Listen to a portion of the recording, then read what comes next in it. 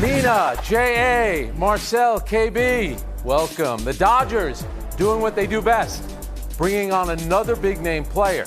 The Angels doing what they do far too often, shutting down Mike Trout. And the NFL considering going Hawkeye for first downs. Good for the game, maybe, but bad for us getting to laugh at videos like this. It's like VAR, right? That way, this way. If only we had experts, NFL experts on the panel. They could explain it to us. Hey, I kid, as a lifelong Raider fan, that clip was not funny to me personally. It's a Wednesday, folks, so let's get it going. MLB teams using every minute of yesterday's baseball trade deadline. The Dodgers getting in the biggest move of the day at the tail end, landing Tigers starter Jack Flaherty, the team that spent over $1 billion, that's billion with a B, on free agents in the offseason, bolstering their rotation with Flaherty and his sub-3 ERA. Our good friend Bill Plaschke called this a home run in the LA Times today. Jay Adande, you worked with Bill Plaschke. You know Bill Plaschke. What do you make of this move for the Dodgers? I'm not here to defend Bill Plaschke. I actually think Plaschke got it right this time. It was an important step for them. You know, it addresses a huge concern of theirs, the rotation, as you look forward to the playoffs. It alleviates some of the dependency on Yamamoto coming back from injury, on Walker Buehler coming back from injury, right? Now that these are not necessarily things that have to happen for them to have postseason success, but will be beneficial if they happen. I'm hesitant to say, like, it's over, as Plaschke would, just because they appear to have won the trade deadline. They won the offseason, too, and guess what? It doesn't have them as the current World Series favorites. Good point. Marcel?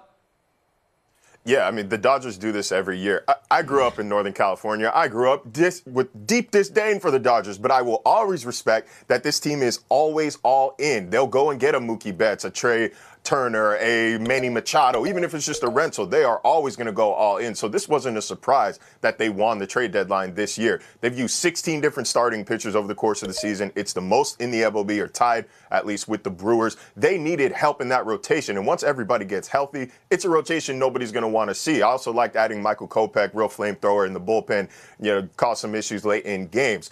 But just like J.A. said, this is the trade deadline. They've been doing this every year, and they've got one title out of it, and an asterisk with the Astros series. I'm not willing to call them World Series champs or future World Series champs, but I am willing to call them the trade deadline champions. Congratulations, LA. Kevin? Well, this is why I was waiting for J.A. to give his Romeo line, because this is one pitcher for the 20th ranked starting rotation in the major leagues with a 4.76 ERA. Yamamoto is hurt. You're counting on Glasnow and Stone to continue to pitch like they've pitched. You know they're coming up on that wall, and you're hoping that Kershaw has something left in the tank to maybe tap on him late into this season. So can one guy solve all that? I don't think so.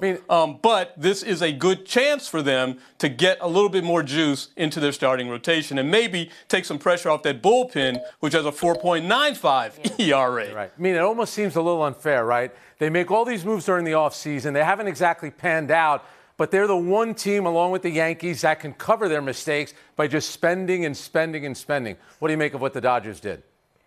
Yeah, well, it's kind of amazing that the pitching has been as decent as it's been, about average, really, by most meaningful metrics, despite all of the injuries. And those players are coming back online.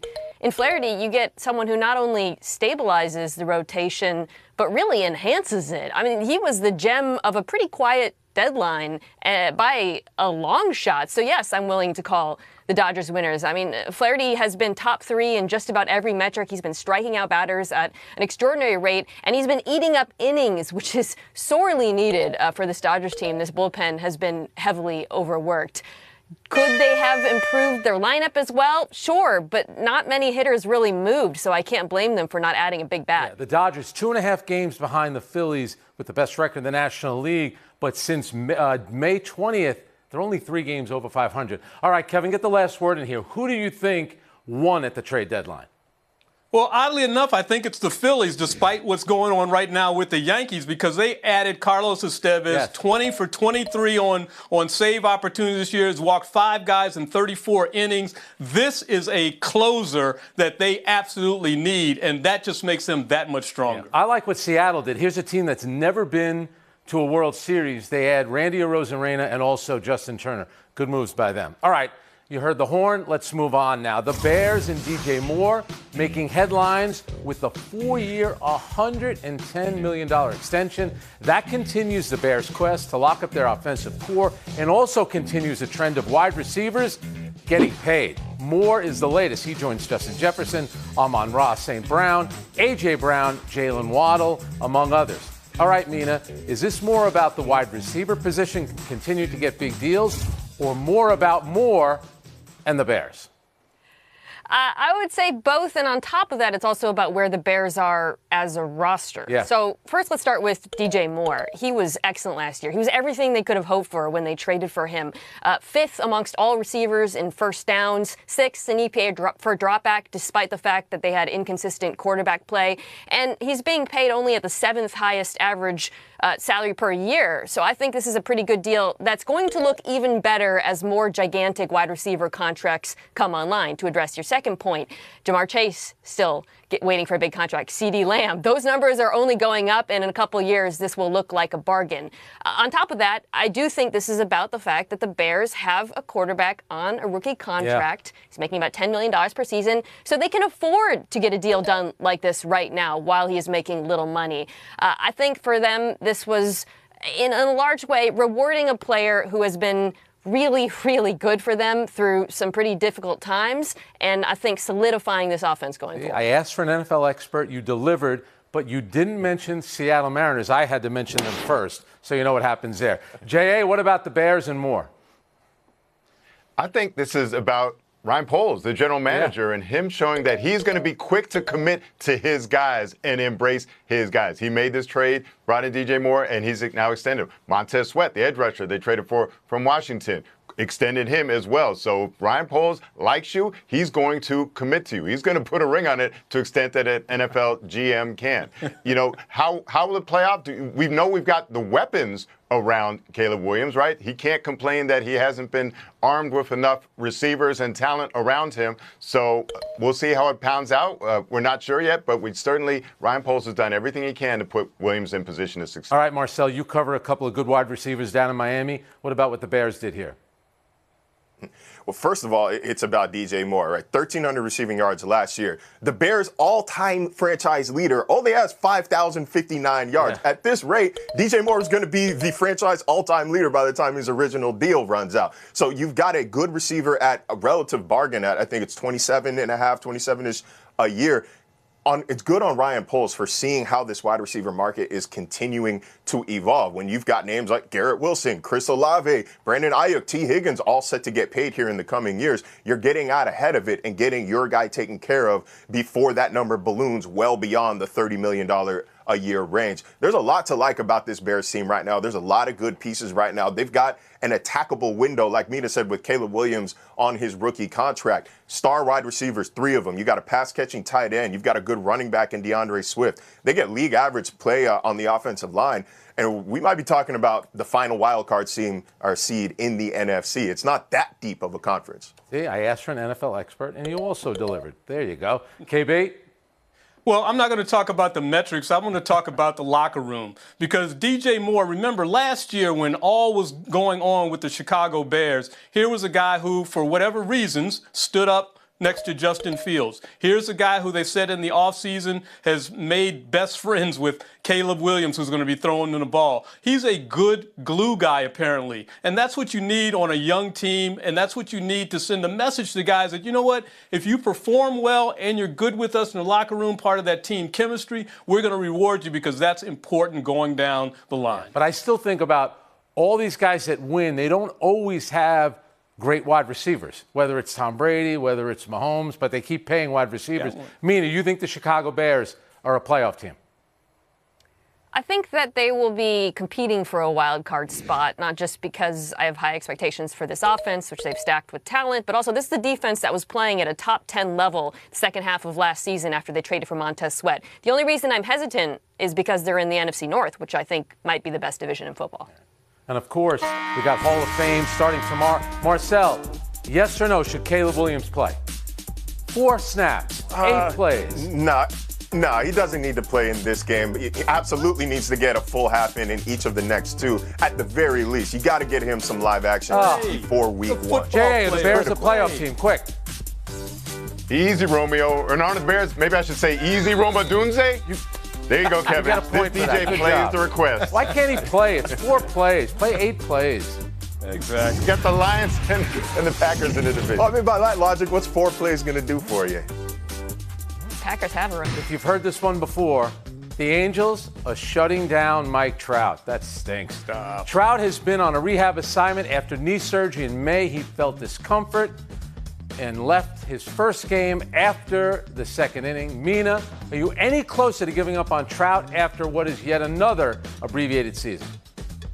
I am not giving up on Mike Trout. I am selling the Angels organization, who have been in denial now for years and refuse to do the right things as a franchise, starting, of course, with Trout. They had missed opportunities to trade him along the way. Now you've got $250 million remaining on his contract. You missed the opportunity to trade Shohei Ohtani. You got nothing from him walking. Yeah. You didn't do anything at this trade deadline. This team has to acknowledge at some point that they're rebuilding, and their refusal to do so is embarrassing. All right, Jay, Mina's more concerned with the Angels than Mike Trout. What about you? I'm concerned about Trout in his place in history. You can't give up on the player. He's only 32, has 6 years left on the contract. He's not going away. But I think we can say bye-bye to all the talk about him going down among the all-time greats, right? He's at 378 home runs and holding for now. You know, he got off to that great start. The projections had him up there with Ruth, Aaron, whoever you want to say. But ultimately, you have to have the counting stats. I'm sorry. You have to have to put up the actual numbers in order for you to be considered one of the all-time. Stop predicting, J.A. Marcel, what do you got? Frank, we ask what if a lot in terms of frequently injured athletes, but what if Mike Trout never played for the Angels? I am selling this relationship. The time to trade him was over the past 2 years when the future for Ohtani was uncertain. Now, like Mina said, they've bottled both situations. And from Trout's perspective, man, what has all this loyalty gotten you? You've missed 350 games over the past 6-7 years, and you played in 1 playoff series. What, 15 plate appearances? It's an all-time waste of an all-time great talent. Hopefully both sides come to an agreement and realize the best route forward is apart. Yeah, Mike Trout from Vineland, New Jersey. That's pretty close to Phillies country. Maybe call the Phillies, the Mets, the Yankees. They have the resources. KB, what about Mike Trout and the Angels? Actually, I would dismiss what you just said, but that's absolutely right. I mean, it's time for them to do Mike Trout a solid and send him to a team where he has an opportunity to play in a postseason that might actually mean something. I think about KG being mired all those years in Minnesota, finally got a chance to go to Boston and win a championship. Do the same for Mike Trout. Yeah, you're right about that. Well, Marcel mentioned the career plate appearances in the postseason. How many career postseason home runs for Mike Trout? Come on, yell it out. Come on. 0. 1. Look at this. 15. Look at this guy. You had it right the first time. What are you doing? Don't keep guessing. All right. From bad baseball news to good baseball news, the Yankees and Jazz. Chisholm, after hitting 2 home runs in his second game with the Yankees, Chisholm added 2 more home runs last night in his third game. Another win over baseball's best team, the Phillies. All right, J.A., buy or sell Chisholm's immediate impact on what was a scuffling and frowny Yankees team? There's no choice but to buy it based on the statistics you just provided. You also have to buy that Euro step as he crosses home plate and just the overall flair and enjoyment, the joie de vivre that he's brought to the Yankees. But you can't finalize the purchase until he does it in October. Marcel? Yeah, I'm buying it. You cannot undervalue the power of positivity here. Growing up in the Bahamas, Jazz Chisholm said, we watched all the big teams, the Lakers, the Dolphins, and the Yankees. So being traded from the Miami Flounders to one of the best organizations in sports, of course you're going to have, a better attitude. He's not going to hit home runs every game, but he adds a little bit of jazz, a little bit of bravado to a dugout that really needed it. Big team, the Dolphins? I'm not so sure about that. KB? Snuck that in. Nobody's talking about the manager. Nobody's talking about not pitching to Aaron Judge. He's got Aaron Judge's bat, clowning around with that. He's infused some enthusiasm into that team, and before the All-Star break, they couldn't win. Now they can't lose. Yeah. Absolutely a great move. Who else we got? Oh, I almost forgot. Mina Kimes, what do you have? I mean, do I think he's going to hit, what is he on pace for, like 50 home runs? No, he hit 13 in 101 games with the Marlins. But sometimes a change of situation or location can help. And I'm not just talking about going from Miami to New York. He's been excellent thus far at third base. Had a great catch last night. Who thinks the Yankees, once again, though, are focusing a little too much on offense as opposed to pitching? Because it always comes down to that, right? That's what the Yankees do. It's a mistake they make all the time. All right, buy or sell 3. The new man on the Minnesota Vikings, J.J. McCarthy, will get some first-team reps during training camp, according to head coach Kevin O'Connell. The number 10 pick in the draft has impressed the last few days of camp, and maybe, just maybe, Sam Darnold's hold on the starting spot, not so certain. Marcel, buy or sell what the Minnesota Vikings are doing? I'm going to check my watch just to make sure. Yes, it is July 31st, so I am not going to buy J.J. McCarthy as a starter. He's the number 10 overall pick. You got to get some first-team reps at some point. I would be more concerned if he didn't get any practice first-team reps over a guy like Sam Darnold. It's not like Kirk Cousins is walking through that door. So, yeah, he's going to inevitably start some games in the preseason. He'll probably start some games in the regular season as well. You might as well see what you got running with the ones right now. KB? Well, I mean, O'Connell didn't have any depth chart when he opened up training camp, and so this is exactly what should happen. You see who's out there, and you reward those who are playing well or playing better. And in this case, this is the guy. So good for him. Mina? Yeah, I think you dropping a Lizzo reference is more surprising than the Vikings' first-round draft pick at quarterback getting first-team reps. It's a great situation for a quarterback, so I wouldn't be surprised if we see him very soon because of that. All right, Mina, they're going to make the playoffs. Give me a prediction. I'm going to Vegas after this. I don't think so. Right. I don't think so. NFC North's too good. J.A.? I don't see them making the playoffs. I do see McCarthy getting some starting reps, but there's no need to rush, right? It reminds me when the Bears had Justin Fields, everyone was all excited. But guess what? Andy Dalton was ahead of him because he had more professional experience. So let's give McCarthy time to learn the NFL. I love how you guys from Chicago all think you're experts at quarterbacks. I mean, you haven't had a good one since what? Bobby Douglas? Jim McMahon? Mina, I almost forgot about you. I won't forget to say goodbye, though. Thanks for showing up. Marcel, you were this close. It was the line about the Dolphins being a big-time team. Maybe one day they'll get there. It was regional. He's from the Bahamas. I know. Frank. We got Jay and Kevin. Showdown coming up, folks.